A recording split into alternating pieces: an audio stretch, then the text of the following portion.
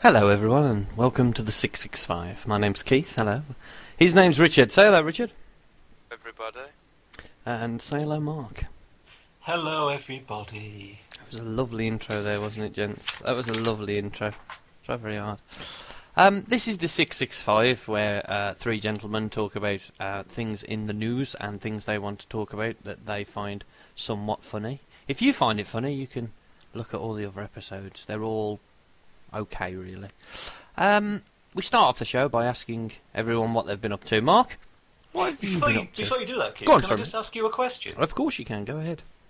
Do you think if you were falling in space, do you think you'd just slow down after a while or go faster and faster, faster and faster, until after a while you wouldn't feel anything and your body would just burst into fire and the angels wouldn't help you because they've all gone away? I don't think I've ever thought about that before, Mark. Okay. It was I just that know what would happen. That music at the beginning. That's beautiful, wasn't it, mate? It's beautiful. What would happen? Richard? Well, because it's so infinite, even if you were speeding up, the Earth, you can't go faster than the speed of light, so you'd never reach the end. So, technically, would you, at that point, be increasing your speed or not? I think there is like a... Answered it by not answering it and posing another question. I think there is like a classic scientific argument about whether speed or velocity exist in space. Or a vacuum of air. Something intelligent. On with the show. Mark, what have you been up to? It was my birthday last week. Happy birthday. I spent lots of it doing research on statistics, very depressing statistics, and listening to radio shows. Oh, very good. Very good. Richard? Do you want me to... Sorry, Mark? No, do you want me to elaborate further on that? Or... Well, go ahead, please, yes. No, I'll ask Richard what he's been up to first. I'll give you some time. Richard, what have you been up to? Well, I'll be very brief, because the only thing I've been really doing of any note is I've been trying to formulate a new board game, because obviously the market's a bit saturated, but there's always room for one more, if it's good enough. So I'm currently working on acetic acid, the board game. So currently, all I've got is a square of card and some vinegar, but watch this space. Well, I'm always on the market for a new board game, and Yeah. that sounds like the startings of something Think special. Chip Spice and Vinegar are going to be enemies, but then they're going to collaborate, and then, I don't know, there's going to be some, if chips are involved. It sounds just like a dinner, actually, but I'm going to try and turn it into a board game. To me, it sounds like Risk. I'm not going to say it's going to be as... You mean that in two senses, don't you, Keith? It's always a financial risk when you create genius, though, mate, and that sounds like genius. It truly does. Both placating me and condescending me in the same phrase, so thanks. That's what I do here, Rich. That's what I do. Have I been up to anything? No, I've been watching a lot of JML adverts. What have you been up to? What have you been up to, Always Keith? interject before I get I know. to ask, and I it know. makes me and Mark look rude, because you're like the ringleader. We want a bit of reciprocation here. We don't want you to feel like, you know, Papa Bear all the time. What have you been up to, Keith? I watched Anchorman 2. Oh. Did you? It was- Well, you know that old expression? Nope. No.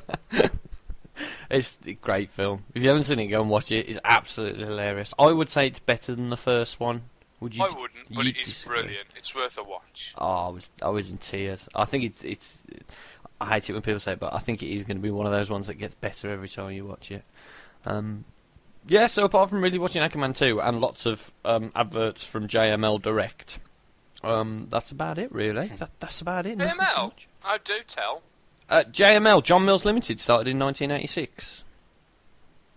You have been doing a bit of research. Mate, Right, okay. one I line. didn't even know what it stood for. Yeah. Now we all know. What kind of man names the company after himself with just the word limited after it? More on that later. We always like to talk about the news to begin with, and there's a couple of decent news stories that have been happening that I'm sure you've got opinions on, gentlemen. The weather at the moment, worldwide, seems to be going a bit crazy, and by worldwide, I mean in America and in the UK. So, you know, like the important parts. Have you been keeping an eye on that, Mark? And keeping an eye on the weather situation? Yeah, I mean, It's obviously very bad in America, but over here, it's not really anything to write home about. Over here, is it? It's just a bit of a wind, bit of a breeze. Some upper class idiots got flooded out, living next to the banks of the Thames. Paul Daniels tragically survived the flooding of his house. But no, the weather doesn't really interest me a great deal, to be quite honest with you. In America, they have what they've called a vortex, which I just thought was a beautiful word to use when you look at our problems with weather. We've had flooding; they had a vortex. That's pretty intense. That is. That's pretty crazy. Have you heard any stories from America? Either of you? Have you seen like what some of the things that people have been saying that's been going on over there? I haven't really. Not to rain on your parade, gentlemen. Rain on but your parade. There seems to be a cyclical thing. Now, first of all, I want to be the first person out there in the world ever to say that weather can be a cyclical thing, right? And it just come and go in cycles. Secondly, this is what happens. Tens of thousands of people die in a tsunami or a monsoon. Yep. There's a little bit on it. America has some severe weather, and we know about it for several months. And then England has, in the scheme of things, no weather. Even though we talk about weather all the time, we don't have bad weather. No, we don't. And all it prompts is for someone in a Burghouse jacket to go and stand by Aberystwyth for an hour. So I don't really give a shit, because this time next week there'll be something else in America. Oh, there's a heat wave and a dog looked like it needed some water once. You know what I mean? So you carry on, but I'm bored with the whole thing. I'm turning into a misanthrope over this weather, I am. Yes, I agree completely. It's ridiculous. Like you say, how many people died in the tsunami? How many was that? How many was it? Was it a few hundred thousand? Was it? We forgot already. Yeah. We've forgotten already. Yeah, it's pretty. That's proper weather. You know, they're not leaving dogs in cars. But I think they might do. You know, just to get them before they put them in the oven, just to warm them up a bit. Oh, jeez. It's also today. Strangely enough, I don't know why I know this, but it's today. It's been 60 years since the BBC first had a weather reporter actually live on air do the weather. Yeah. It was all done on that day 60 years ago, so it could segue with this landmark show. That was when the weather was invented, wasn't it, by the BBC? I believe that because there was no weather before then. There's no records before. I was going to say that's as records began, wasn't it? 60 years ago. Yeah. In a really self-congratulatory way, the BBC played highlights of the weather from the last 60 years on TV last night. That was cool. It was they had talking heads on there. Well, not the band Talking Heads, but they had people on there giving the. What's your favourite weather? Oh, do you remember August the 16th, 1974? Do you remember the sun beating? Do you remember that? That was great weather. They showed a clip of the sun from that day. Then Peter Kay came Michael on and Fish on there at some point. They had the Michael Fish bit and the Prince Charles bit. Did you see Prince Charles and Camilla do the weather at one point? Completely random was that. It was just, and here's Prince Charles for the weather, and I've got to be honest, I'm glad he's got a job, because that man is not going to become a meteorologist tomorrow. Let me tell you that. I seem to remember the report of it was, and he did what a brilliant job he did. They all admitted what a natural he was. Of course they did, because they're all after knighthoods and the grovelling and the horrible fawning attitude towards the royalty in the media in this country. Blah. Marquis Smith of the Fall, also leader of the National Meteorological Association, said, "What a prick." Good man. Give that man a knighthood, and definitely don't let him be beheaded or disappear anytime soon. As you have both watched it, and as have I, and I'm sure the four people who listen to this have. Channel 4 aired their new documentary Benefit Street the other night.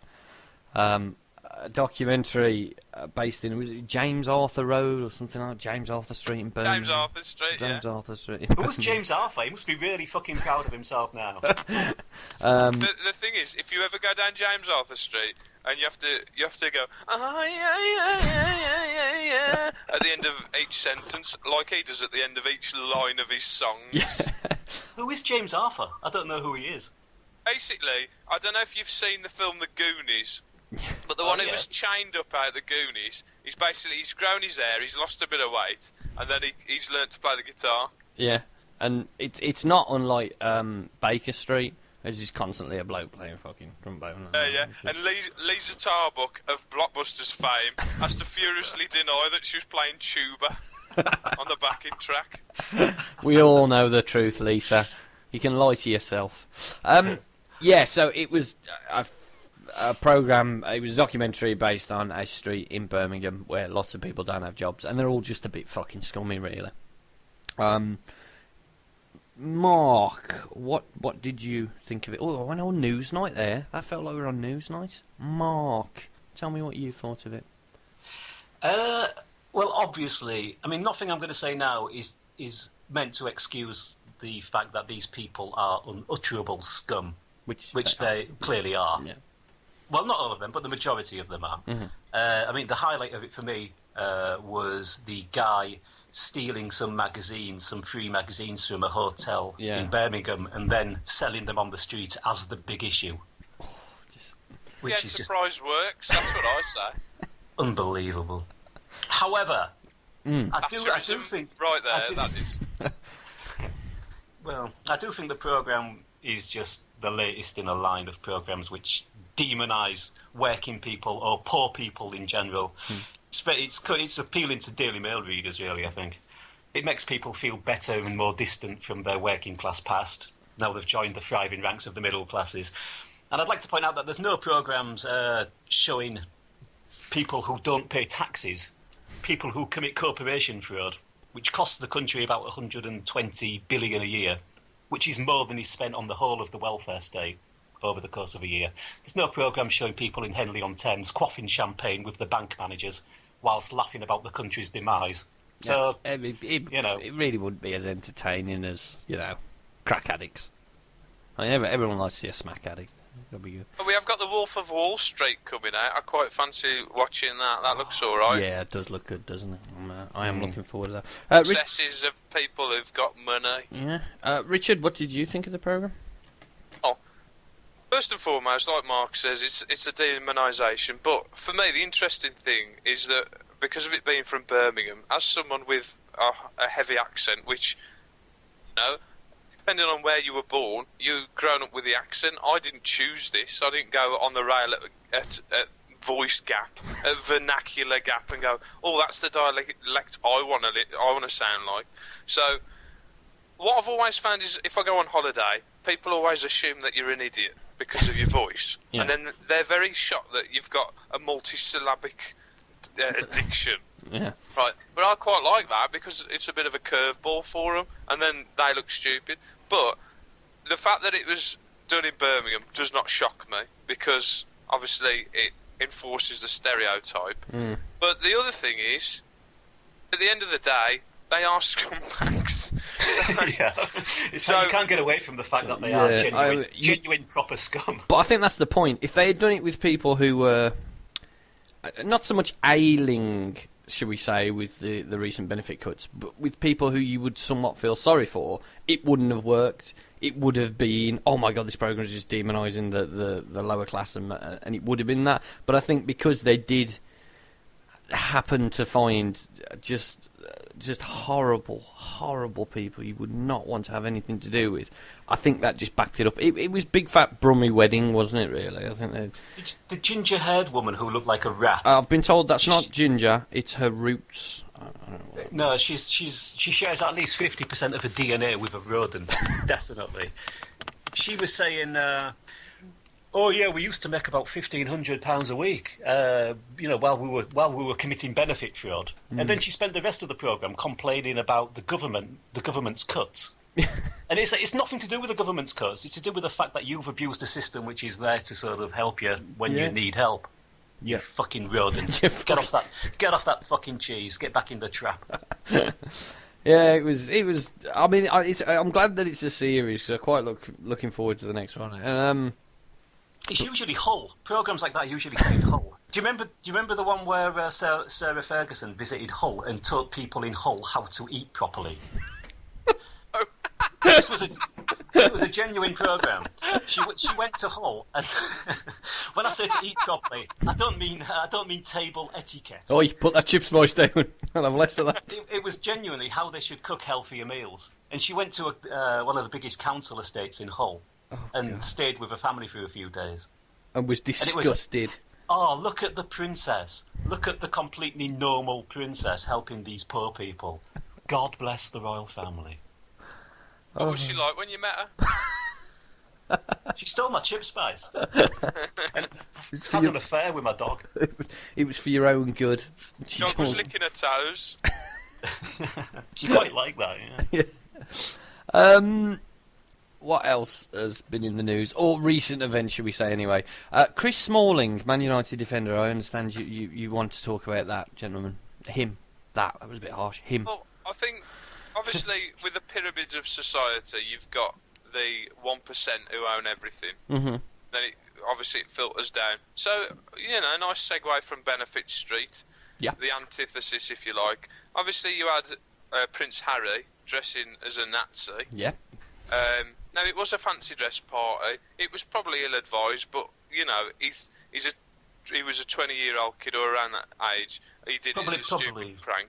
It probably belonged to one of his relatives as well. So Yeah, but that's uniform it, hanging around. Yeah, he probably found it in Grandad's wardrobe, didn't he? But I think that was blown out of proportion. I don't think he's a supporter of Nazism.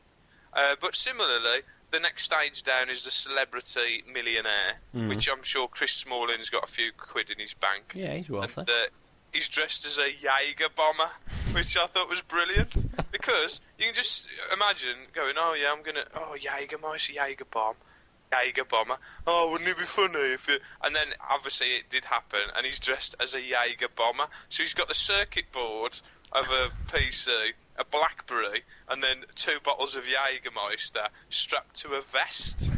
So he's gone as a suicide bomber or a Jaeger bomber, and Yeah. I think it's gone a bit out of proportion, to be honest with you.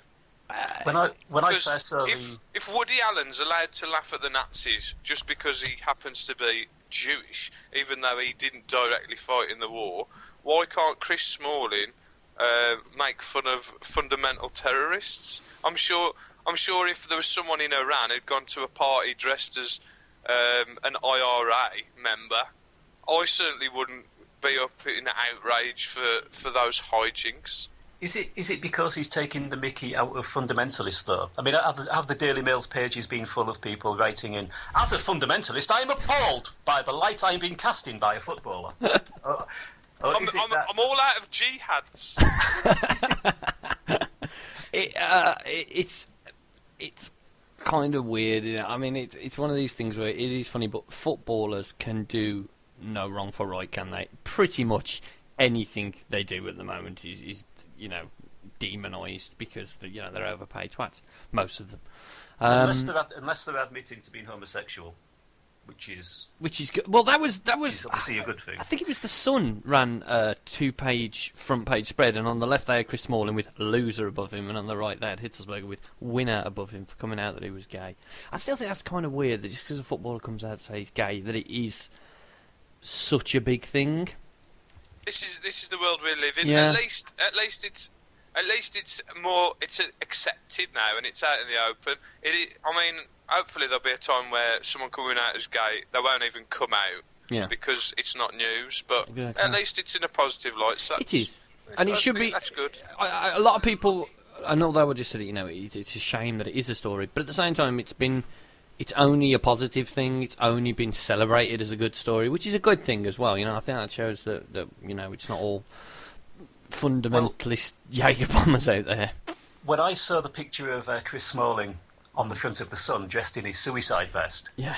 I thought he was going a step further, and he thought it was now okay to come out as a jihadist. Gary Lineker tweeted, "Finally, the day has come. #jihadist royalty." Yeah, I was waiting for him to detonate himself in the crowded penalty area.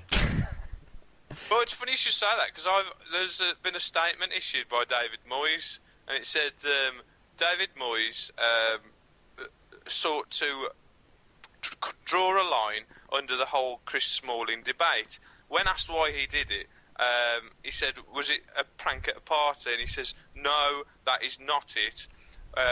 What we've decided to do is dress Chris Smalling as a fundamentalist bomber to stop any team we play from getting in our penalty area, because he's that desperate for them to not leak goals that he's decided that he's going to have one dressed as Voldo from, I think, before Nemanja Vidic puts in his transfer request or says he's not going to renew his contract. He's going to dress as Voldo from Soul Calibur, so he's going to have knives for arms. You're going to have Chris Smalling as a suicide bomber. You're going to have Patrice Evra, basically, as, you know, that opera singer from Running Man. That's what he's going to have. And then whoever's playing left back, probably Fabio or one of the other male models. Yeah. He's basically going to be Hacksaw Jim Duggan. Oh, that's the Man United we all want to go and see. That's amazing. But they've been doing a training thing where they've all got to watch The Expendables. Because it's quite funny because that's exactly the opposite of what they are. What? Go on. Yeah, I want to see him on the pitch at the same time as Nicholas and Elka. To see how that works out. Nicholas Elka runs over and just hugs Smalling for coming out as a jihadist. Oh, that's hard. I'm going to choose a random story from the Daily Mail now, and I want your very quick feelings on it. Feelings being the right word. You both aware... The boy with the vibrating eyes? No. You both aware of the popular or ex-popular boy band Blue? You know Blue? Yes. Richard, do you know Blue? Yeah, one love for your mother's pride, one love for your dog that died. Yeah, I know Blue. Well, do I? Do I know Blue? Fucking Lee and Duncan from Blue have been intimate. Oh yes. What, with each other? Yes, with each other. Oh, I just thought you meant with people in general. That's weird. That's weird. They're just jumping on the Hitzelsperger bandwagon. Yeah. And on that note, I'd like to also come out now and say that I am gay as well. If that increases people listening to the show, I'm down with that. That's cool. I can be the gay one. I want to come out that I'm actually Gary. You're Gary? Oh, you know what? I always kind of thought. I always kind of knew. And Gary for quite a long time, but I've just never been honest enough to realise that I wanted to be Gary. Well, we live in a world now where it's all right to be Gary, mate. Don't you worry about it. It's okay. For one moment there, I thought Gary was a member of Blue that I didn't know. For one moment, you thought you didn't know a member of Blue. It must have been horrifying. I don't know any members of Blue, if I'm honest with you. Oh, you know Simon Webb, don't you? You know Lee and Duncan. No Yeah, Lee and Duncan, the two shagging in the back. Andy Costa, he owns that coffee chain. Oh, yeah, I know him, yeah. The coffee man, yeah. Coffee man Ryan, from he was in Patriot Games. Yeah. And, Duncan. Was Tony Blair in Blue? Yeah, Duncan. Yeah. He was the one who was bald who preceded Adrian Morehouse. That's the rundown of Blue. That was nice. Just in case anyone didn't know who Blue was as well. That's very good. Christopher Smalling's middle name is Lloyd. So his parents christened him Christopher Lloyd Smalling. That's pretty cool. That's pretty awesome, mate. If you're named after Doc Brown, that's pretty good. Right then, gents, if you don't mind, we're going to take a short advertisement break, and we'll be right back with some more great news. Martin Luther King, William Wilberforce, the Empire State Building, the Humber Bridge, Frank Sinatra, Joe Longphone, Times Square, Wilberforce Square, Route 66, Beverly Road, Chip Spice, where Hull and America meet.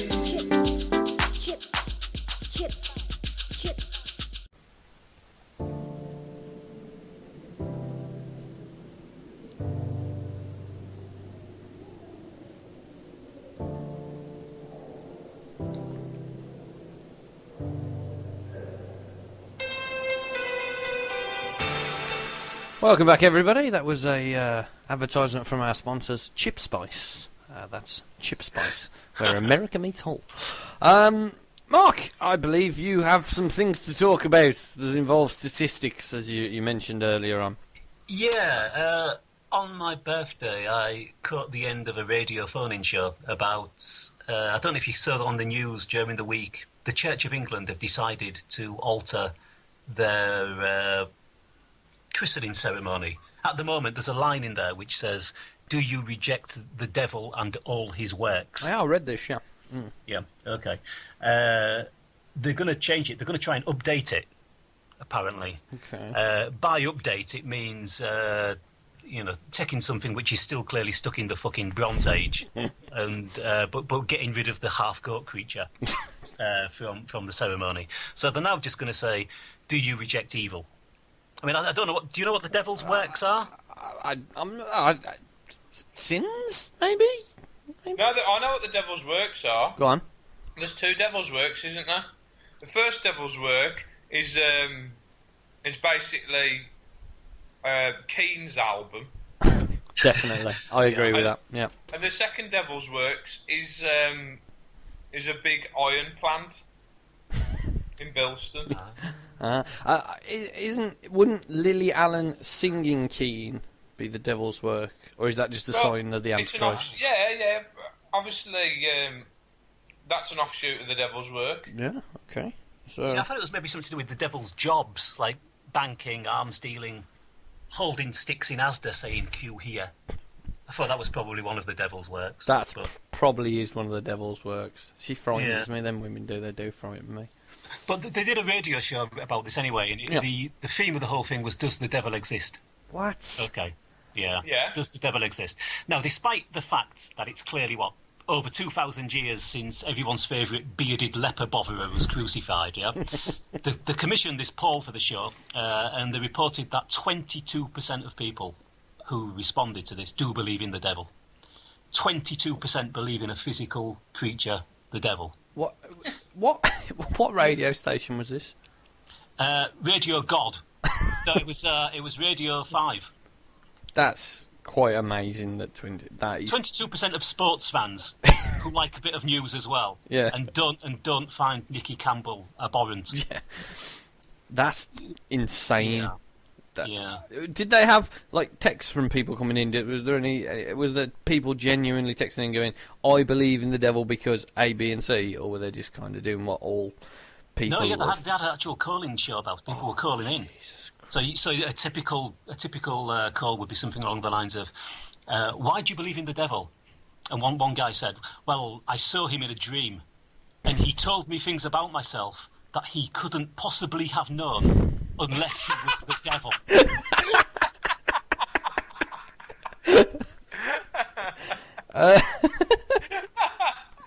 Oh, next week's show we're doing a call in on the devil. That is fucking brilliant. And another one, genuinely. Next week. Huh? Do you know what we should do next week? Yeah. We should all log in Yeah.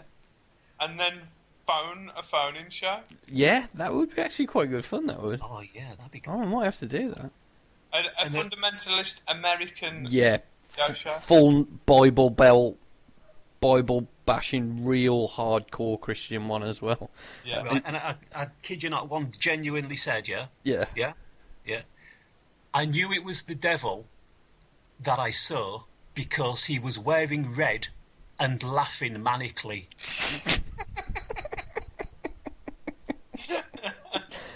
Seriously. Hold that's up. how many it was. Whoa. Now that to me would just be a Scouser, like on benefit Yeah, day. Benefit Street Volume 2. And another one said, this one was really wise and very sage about the whole thing, and he said, "Well, Nicky, you know the greatest trick the devil ever pulled was convincing people that he doesn't exist." People are genuinely quoting lines from Kevin Spacey movies, like they're unquestionable pearls of wisdom. The gospel according to Kaiser Souza. Unbelievable. But I don't feel too bad about the 22%. Once I discovered that in America the figure rises to 62% of adults believing in the devil, as opposed to 42% believing in evolution. Oh man, this is why we don't live in America. That's just insane, isn't it? They must all have dreams where red clothed figures laughing maniacally tell them things that only the devil could know. Yeah, well, yeah. That's... But that sort of led me to look at a few more stats as well. So 77% of American adults believe in angels, physical angels. 92% believe in God. Is it really that high still? 92% believe in God. 42% evolution.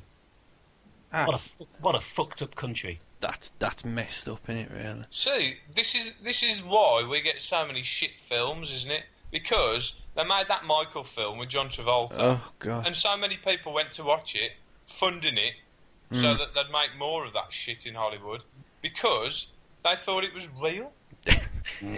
Was the John Travolta film Paranormal before or after that? It was about around the same time, wasn't it? Both utterly shite films, I will tell you. And both deal with complete fiction with no fucking works in reality. The woman who said that she knew it was a devil because he was wearing red and laughing, refused to answer the question, "How old do you think the Earth is?" Oh, Which is quite telling, because she said her answer would be used to discredit what she'd said about her seeing the devil. Because it needed discrediting. Because before that we were all going, "Oh, sounds kosher." Red, was he wearing red? Oh, yeah. Oh, no. How was he laughing? Maniac. Oh yeah, that's him. Manic. That's your. Of course That's it's real. Haven't you seen Constantine? But at this point, I got a bit stats crazy, and I'm just going to regale you with some stats now. Go on then.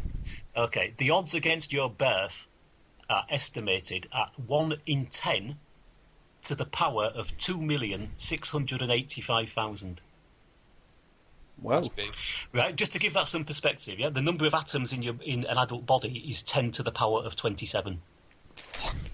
Shifting to 10 to the power of 80 for the number of atoms in the known universe. 10 to the power of 80, as opposed to 10 to the power of 2,685,000. Every year that you're alive, your chances of dying increase exponentially by 8%. 8%. 8%. Well, I can get that, because Yeah. that's basically entropy increases over time. My But then your willingness first to want to stat- live First does. stat was good. Okay, in the 20th century, Yeah. 197 million people died from non-communicable diseases, excluding cancer, which accounted for 530 million.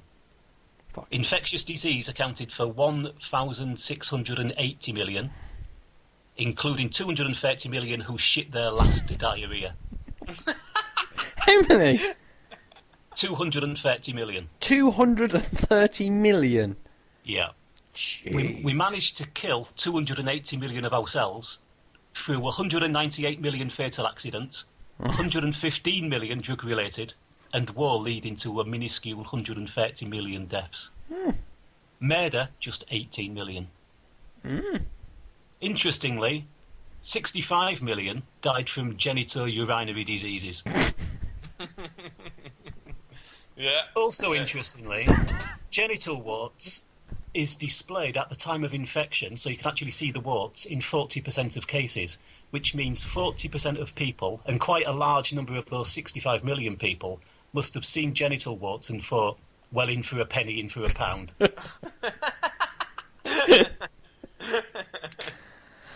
Oh, that's wonderful. Yeah. So my point is, really, the odds on you being born are amazing. The chances of you dying pretty soon go up every year. How about just enjoying the life you've got and stop looking for one when you die and believing in idiots like the devil? That's beautiful, mate. What you've done is you've raised a very cogent and very intelligent argument to dismiss the fable that there's a fallen angel in hell ready to burn me eternally into the fiery pits. So thank you for that, by the way. Yeah, well, I know you needed it. I needed it. I did. Because before that, you know, red bloke maniacally laughing. Yeah. Richard, I take it. Well, I'm going out on a limb here and saying you don't believe in the devil, no? I don't believe in the devil, no. The only devil I believe in is a poker player. But what I like about those stats is, you know, whenever there's a bird flu or a swine flu or some sort of flu epidemic, Epidemic thing, yeah. and you get all these people who think that if you don't wash your hands after washing your hands, you're going to die. Immediately. And they go, oh, we're all going to die because of swine flu. And then you look at statistically how many people die of other things. It's minuscule. And then for some reason, I don't know why, but the media love going on about flu epidemics. Oh, yeah. And it really is not even a story, is it? Compared to, like, people who are dying from liver disease. I think it's just the fear thing, isn't it, in the media? It's nice to just push that across. Everyone loves a good epidemic, don't they? That gets the viewing figures quite high. I know I do. I love a good epidemic. I love a good epidemic, I do. I often walk around with one of those breathing masks you saw Michael Jackson or people in China wear. And then when people ask me why, I say SARS epidemic.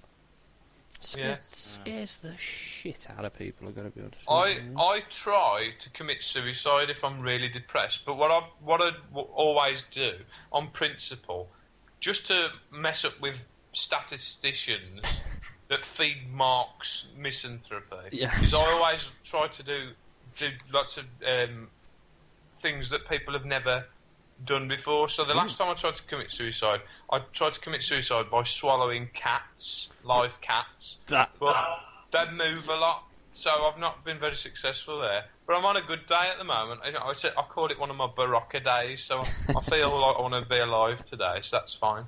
But yeah, swallowing cats didn't work. But I'm certainly not going the normal way, like hanging. I wouldn't do hanging. I always thought train was a good one, but you do mess up other people's plans if you went to do that. Yeah, I mean, that's just inconsiderate, that is. You don't... 8 million suicides, by the way. See, I don't think that's too high, really. I thought it'd be higher than that. Apparently Lithuania have the highest rate of suicides, and they've got the highest number of neurologists. Don't worry, So soon if it'll be Switzerland. Soon it'll be Switzerland when people start cottoning on that he's actually suicide. That'll be the big one. Do you know that myth about more people committing suicide in January than any other month? Yeah, I always thought that was true. It's not true. It's statistically not true. It's an urban legend. When is it then? Oh, is there a month? Or does it simply not matter because it's not January? No, I don't know that there is one. I don't think there is one, actually. I can see why, though. January, it's a bit of a blue month. Yeah. Just saying. I love the fact that there isn't one, and people that equally commit suicide over the world, even though they don't know each other, each month. Because I can just imagine, like, Mark on the other end of the phone at the Samaritans. Oh, what's the problem? I want to kill myself. I go, hold on, let me just check the World Health Organisation. Can you wait till tomorrow? Because it's the first tomorrow. You're going to mess the stats up. Yeah, you're going to mess these stats up. We can't have that because it's January, and we don't want that myth being fucking fuelled any further. I think I'd be a brilliant Samaritan. I think you would be the worst Samaritan ever. I genuinely mean that. It depends if they're judged on call times. Right, Mark, let's do it. I'm phoning up the Samaritans, you're a Samaritan. Go on, answer the phone. Hello, Samaritans, all that. Hello, you through to the Samaritans. How can I help you today? You're not going to give me a name? My name is unimportant. You're being a bit nosy there, aren't you? Don't you think you've got enough to worry about other than my fucking name? Look at the state of you, man. Pull your fucking socks up. See, What's wrong with you? This is why you probably couldn't do it, Mark. I've got to be honest. This is why you couldn't really. Your wrap-up time in Samaritans is too quick. That's your problem, you see. You're just in a name. I used to know a bloke who... They wouldn't be able to listen to my calls back, would they, for training purposes, because they'd always end with a really big bang as the gun goes on. I used to know a bloke who used to work in the Samaritans, an elderly chap, and he not only did he ask me to do it, he used to tell me like stories about people he used to phone up, and he was an older gent, and So he was in the Samaritans just for reason of gaming anecdotes to tell you younger people. How did you know this elderly gentleman? Was he a sugar daddy? Yeah, he used to offer me sweets. No, I used to work with him in my last job, and the first time I ever quit, I swear to God, this is the God's honest truth.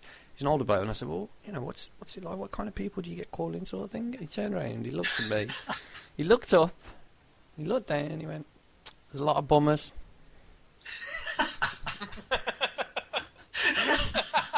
Just that. It's just the pondering nature. A lot of bummers. I went, oh, not really. But yeah, there was. He said that a lot of people who phoned up were just like kind of struggling with the sexuality and when to come out and that sort of thing. And I think now if you phone them, there's like different options. There's like a gay Samaritans line that you can call and things That's like that. class. Press 1 if you're worried about going Money. to the dance. Press 2 if you're mildly depressed. Then at the end, Press 3 if you're just slightly perturbed. if you're worried about debt, please call 08751 fucking debthelpers.com. Right. Yeah, I spent a large amount of this morning researching. Sorry, Mark, are we finished with your Devil God, Death, Birth, and Mark's other statistics? I think I've summed it all up quite neatly. I think you did Yeah. so. I think it was lovely. Yeah. We've all learned something today. Morbidly. I've been spending a fair amount of time researching a company that we have mentioned before on the show, JML Direct, or JML. You're both aware of this company, yes? Indeed. Okay. JML, which is John Mills Limited, started in 1986. Since then, the organisation have parented themselves with other companies and agreed to sell products in the most inane and ridiculous, and this is the style of TV advertising they use, direct response style TV advertising. And the idea is, and you've all seen these infomercials where they come up and they ask questions and then they present a product that kind of really just isn't needed in most situations. But nevertheless, I watched a couple of these adverts this morning, so I'm going to ask you both singly some questions, and we can see if any JML products are going to live up in real life, and you sound like you want them. Keith, can Yes, I just stop you there? Of by course. Saying I'm really looking forward to this because I love the whole JML thing. Brilliant. Mark, okay. What the hell was that? Sorry, I was just using my. The winter has come. Sorry, I'm just using my JML butterfly dryer.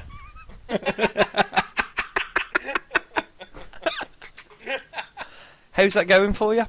It's working really well. If you put them on too long, they sort of shrivel up a bit. But you know what it's like when you get raindrops on your favourite cabbage white. Oh yeah, and your Emperor. Oh mate, Yeah, that's yeah. I saw it advertised on TV. Mark, is that Yeah. the deluxe version that's got a moth monitor on it? That picks up moths with butterflies. It did come free with the butterfly cloth as well, didn't it? The It did, anti-static yeah, it did. one. No, this one just came with the field guide, the book to distinguishing moths from butterflies. And I think you'll find that uses vortex technology, doesn't it? Anti-cyclone vortex technology. Is it the one with the chrysalis the chrysalis cabinet? No, you had to spend an extra not $39.99. They'd reduced it to $19.99 just for that particular sale. It was just the extra cabinet. That was an extra. That was an additional. Oh, that's in the grub range, isn't it? Grub Yeah. range. That's all they sell: butterfly dryers and halogen ovens. Richard, I'd like to start with you. Do you find in the shower, when trying to wash your feet, that you suffer from awkward bending or balancing? Funnily enough, I've been, just quickly to explain, I've Yeah. started this thing called Insanity, just trying this thing out. Yeah, okay. And part of it is a stretching part, and it's shown how unsupple I am. So yes, I have a great difficulty of washing my feet properly while standing up. Okay, that's good. If only there was a way around it. Well, it appears that JML have come up, or one of JML partners have come up with a way. They've created an item called shower feet. Now, Shower feet. Those lovely shower feet. Yeah, is that the advert? They've missed a trick there if it isn't. the one thing is the shower feet. I'll explain what they are. If you imagine flip-flops nailed to the floor of a shower with toothbrushes sticking out the bottoms of them. Yes, I've seen it. I've seen it. I know exactly what. Yeah. Now, one way that they sold this was obviously no more awkward bending or balancing in the shower, because for some reason we haven't been able to wash our feet in the shower for 20 years since they've come along and whatever. These things are nailed to the floor of a shower. If you put your feet in them, You are then rigidly stuck to the ground by nothing more than a piece of plastic. I'm going to go out on a limb, and this is just by watching the infomercial, that you're probably going to end up with, like, at the minimum, a broken hip trying to actually wash your feet with said product. And that can be dangerous, because you'd think it was mainly aimed at the elderly who have problems bending. and a broken hip for those people. It's terminal. It's just their static placement. I thought it was brilliant. They were quite strong, because in 1989 they did use those for Michael Jackson's Smooth Criminal video. Yeah, the lean. Yeah. That is one thing you can do with them, though. That is a good point. These things, they look like torture devices, I've got to be honest. They really do look like torture devices. They're not good. Mark, do you find that candles are not atmospheric enough, and or they melt down and cause wax, like drippings on the side and stuff, and ruin your surfaces? No, because I'm always very careful. I have special pots to put the candles in. Okay. It's not something which has ever worried me, but they are quite atmospheric. I mean, not atmospheric enough for what? It depends what you're planning, doesn't it, really? Well, this is the point, my friend. Are we talking about atmospheric in a Jean-Michel Jarre sense? Definitely. Always. Okay, I'm interested. Well, I've got to... yet again, JML have solved the problem of no atmosphere with a candle. The Miracle Flame candle. Yeah, that's right. I just looked longingly into the air, and I've put my index finger on my chin. Yeah, indeed. The Miracle Flame candle is simply a plastic candle with a light bulb in it, and then a little flame on top that moves backwards and forwards. Oh, safety first. Exactly. One of the part of the infomercial, one of the ways they sold it was it's a draft-sensitive flame, much like real fire. But the way they did it was no more hurting yourself at the table, and was a man leaning across a candle with his wrist just literally be melted away. And then see, how stupid have you got to be? Let me just lean over that candle. Fucking G. That reminds me at work when I found a guy up, and I said, "Do you want to keep the water cooler on?" And he went, "No." And I went, "Why?" And he says, "Because it's too dangerous." And he had a hot and cold cooler. Now, for those of you who don't know out there, if you have a hot cooler, the hot tap's a safety tap. So by just pressing it down, no water comes out. Stop kids messing. You have to like hold it in. It's spring loaded, all that bollocks. But he goes, "It's too dangerous." And I said, "It's not, because you got the safety tap." And he says, "No." He says, one of my customers nearly burnt their face. Now, bearing in mind, you'd have to do some considerable bending down to be in face line. And I went, "But it's too low, surely?" I said, "Unless it was a midget." Flippantly, I said, "Unless it was a midget." And I said, "Was it a midget?" And obviously, at this point, he didn't want to admit he was lying, and he went, "Yes." I said, "Can you confirm that a midget went up to the hot tap and he filled up the glass with the hot tap, and he put his face that close that it splashed in his face," and he said, "That's exactly what happened." Wow. JML are doing a great service there. Of any height. Wow. Oh man, that's brilliant. I like the idea that JML listened to your objections. The fact that you've gone to someone and went, "Work on candles." "I've got an idea," and then they show you like what I believe to be the arm of a small child going to grab a teddy bear over one of the Miracle Flame candles. But for a minute I forgot, and I went, "Oh!" and I went, "Oh, it's all right. It's a Miracle Flame one. Don't worry about it." Do you know you said do you find them not atmospheric enough, candles? And I said it depends on the atmosphere you're trying to set. Well, yeah. Candles are associated with like setting a romantic atmosphere, and I'd say that nothing ruined the romantic atmosphere than having a cheap, tacky JML product on the table. I'm building up to it. Just wait. Okay. It gets better. They then proceed to sell this product. There's two of them. You get a large one and a small one. They both look like kind of burnt down candles. So one's a half-done candle, and one's a full candle. And they go on, and they start mentioning how atmospheric they are. And the two things they use to show atmosphere are a woman in a bath, number one candle moment, and a table at Christmas with these two candles on. And then they immediately turn around and go, they make a perfect gift for anyone. Where you see an actress receive from her acting husband a box present, and then she opens it up and sees these candles in this box.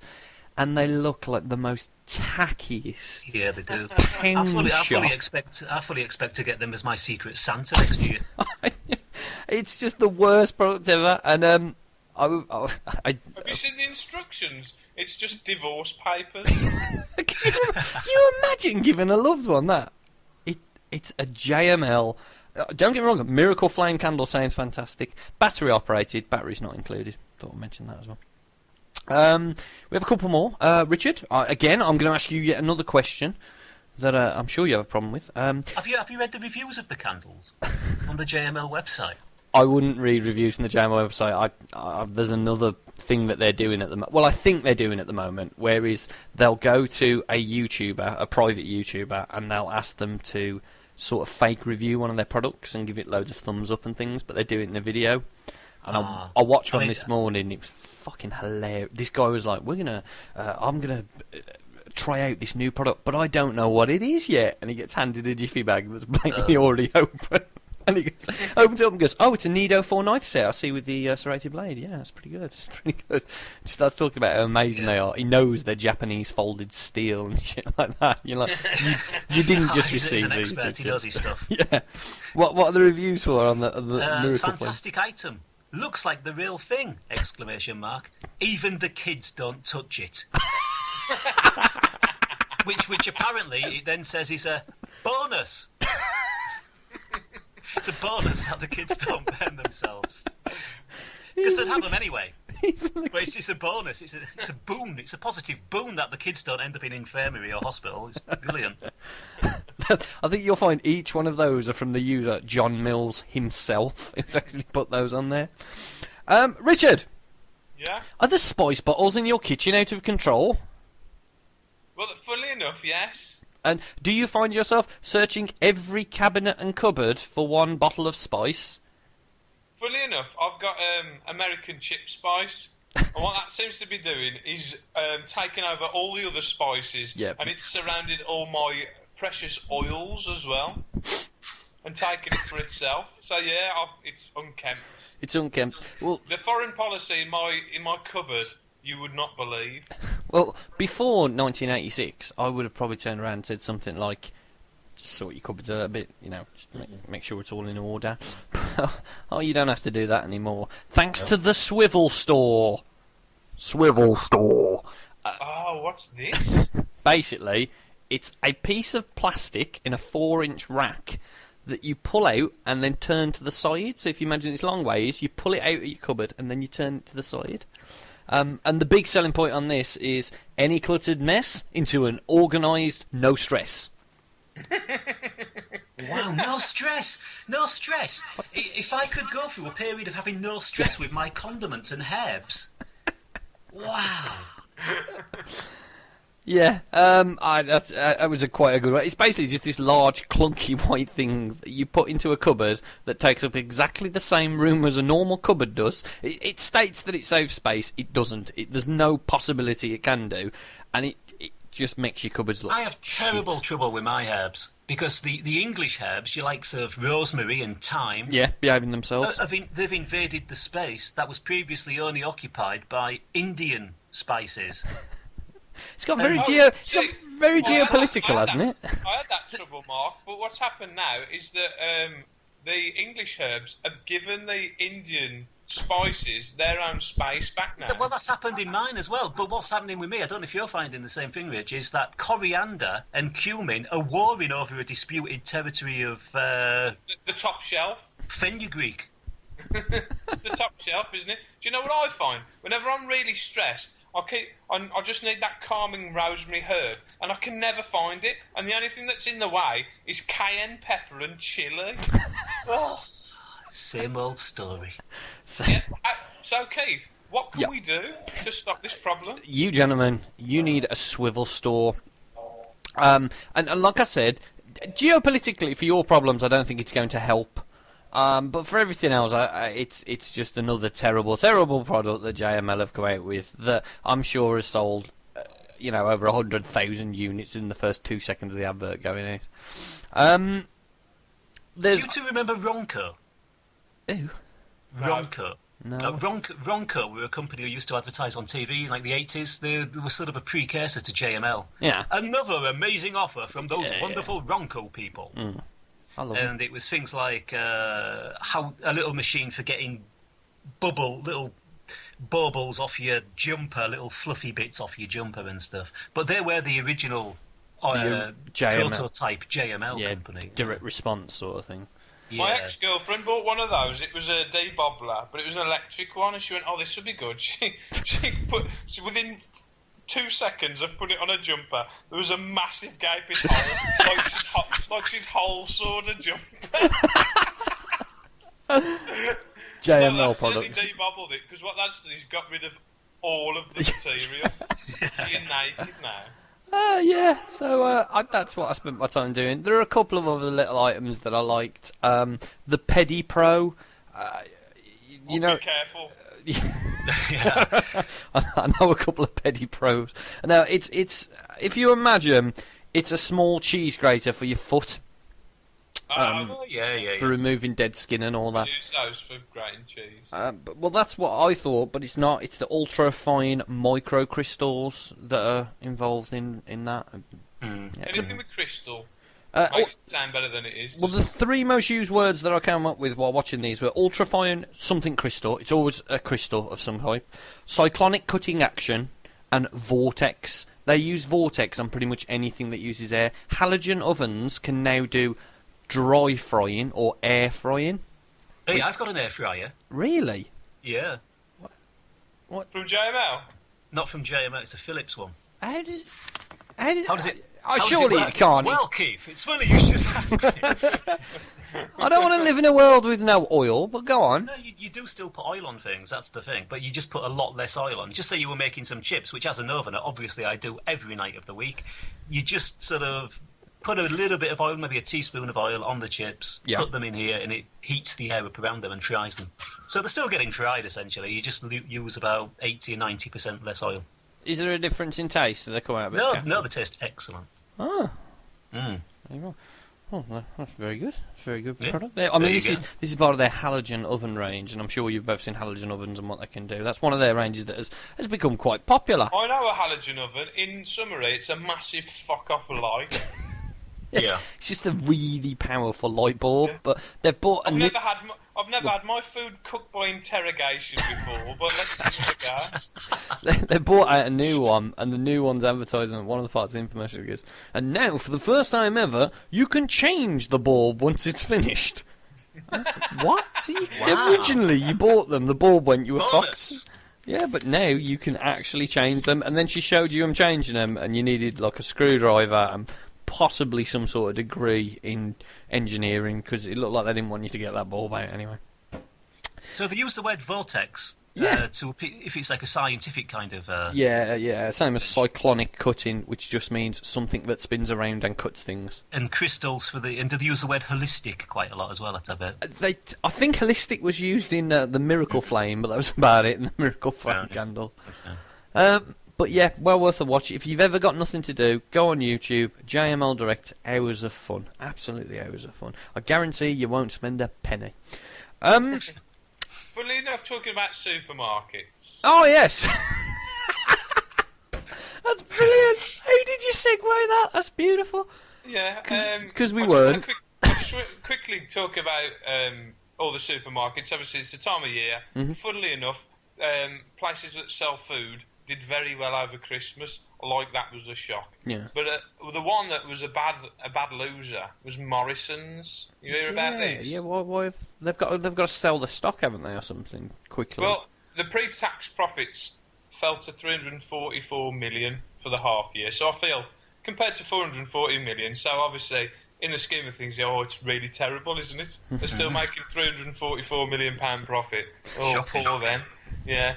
So they reckon what it is, they've given all these different circumstances because they don't sell clothes or whatever. Basically, I'll tell you what it was.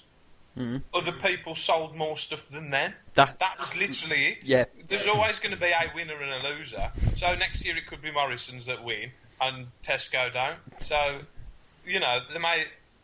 Basically, this is the media's way of going, ha ha, and that is literally it. Yeah, it But is. there is a genuine reason why Morrison's didn't do very well. And basically, I don't know if you know, lads, but I'm an investigative reporter. I have heard. I'm aware, yeah. And basically, right, do you know what the evil is? It's fish. It's fish. Yeah. Fish is the key to evil in our high street, and it's staring us, gentlemen, right in the chub.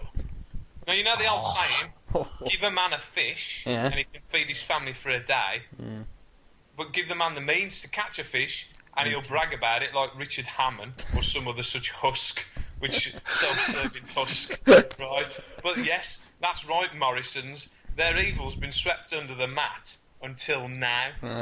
I've uncovered it. So what you're thinking, are you thinking, what is this open secret of evil? Go on. I was You've gonna guessed it. It's the fact that they show off their fish by putting it at the front of the shop, and how smug are they as well? You don't see Asda do that. They've got the dignity to hide their fish at the back. Where it by the belongs. JLS CDs. See, I always you knew know there was why something the- wrong. Say that again. I always knew there was something wrong with Morrison's. I inherently knew there was something wrong, but I just couldn't get it. You're right. Yeah. The But clues were there, weren't they? Yeah. Take that songs. Bastards. exactly, yeah. But why put it at the front? Because you don't want to walk into somewhere that smells of fish, except if you're a blind trawlerman. And that's why it's so hard to manoeuvre a trolley in the early stages of a Morrison's experience. Because you've probably never noticed, but you'll notice next time, it's full of blind trawlermen. All the pensioners have been sent in the opposite direction, and it's all Morrison's fault. Imagine what's actually happening. There's teams of blind trawlermen wandering aimlessly around the revolving doors, using nothing but olfactory perception, while old age pensioners have to battle a white squall in Dogger Bank because all the pensioners have been sent over to the fishing ports. And do you know what? That's the real reason why we're not getting our European fish quota. It's not due to foreign fishermen, as the Daily Mail would have you believe. Yeah. No, it's because we've put all pensioners out there. But As somebody, coming from Hull, I can vouch for this 100%. Yep. yeah, Mark knows. Mark was one of my early colluders, if you like. But Morrison's now have an agenda in place, I found out, and now they want their fish to be moved. Because Morrison's know that if they move their fish section, they may have an even more powerful tool to utilise. Now, gentlemen, do you know what you're supposed to do if you're selling your house?